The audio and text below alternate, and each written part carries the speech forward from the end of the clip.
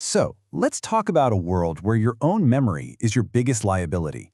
A world where the most dangerous crime you can commit is to just believe your own eyes. This isn't just one person's story, you know?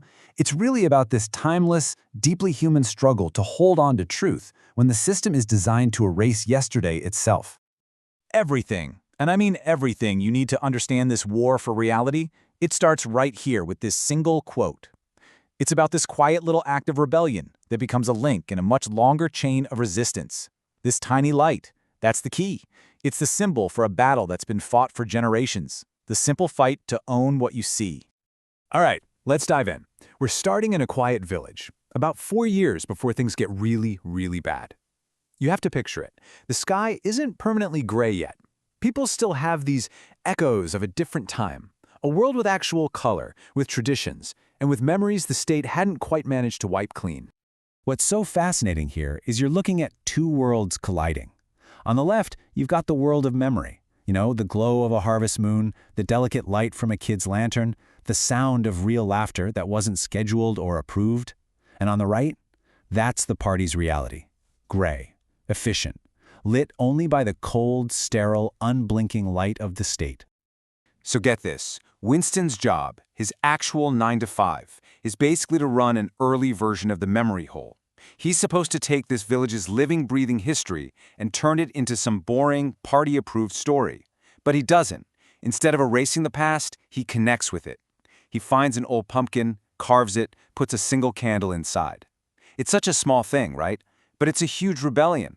It's an act of ancestral memory, this little flicker of defiance against a world being forced into twilight. And this part is absolutely crucial. The party is smart. They don't just send someone to smash the pumpkin. No, that's too obvious. That would admit the pumpkin had power. Instead, they use bureaucracy. They just redefine it. That little candle flame? It's not a symbol of hope. It's a waste of resources. See? They don't just put out the light. They change the definition of what light is even for.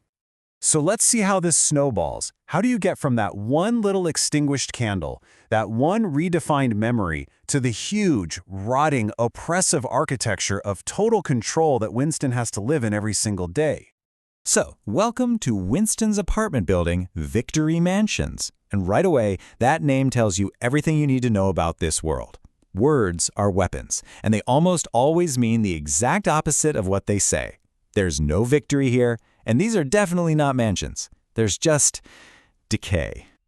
Victory Mansions is basically a perfect little parable for how the party rules. The elevator, which should be a symbol of progress, right? It's broken on purpose. Every single day, Winston has to climb the stairs past poster after poster of Big Brother, just reminding him he's being watched. The whole building is a monument to a broken promise. It's like this silent agreement everyone has. There's no easy way up, and there's no way out. Now, what's really wild is the system behind all this decay. I mean, how does the party engineer a world where everybody is just forced to accept such obvious, in-your-face lies? How do you actually manufacture reality on a national scale? Well, it starts with this thing, the telescreen. It's in every home, it's always on, and its voice isn't just reporting on the world, it is actively creating the world. The Great Watcher broadcasts a story so constant, so loud, that it's literally designed to overwrite what your own eyes and ears are telling you is real. And here's the playbook, the 4 simple steps. 1. Just dictate blatant contradictions until people's brains just break. 2. Control the language. If you get rid of a word like freedom, how can anyone even think the concept? 3. Erase the past. Use guys like Winston to shove facts down the memory hole. And 4, the final step, constant surveillance. Not just to make you obey, but to hollow you out and make you actually believe the lie. And this is just brilliant, in the most twisted way possible. The lie is built into the very structure of the government. The Ministry of Peace runs the wars. The Ministry of Plenty plans the shortages. The Ministry of Truth, where Winston works, just pumps out propaganda. And the most terrifying one, the Ministry of Love, that's where they torture you. The names themselves are the first and biggest lie of all.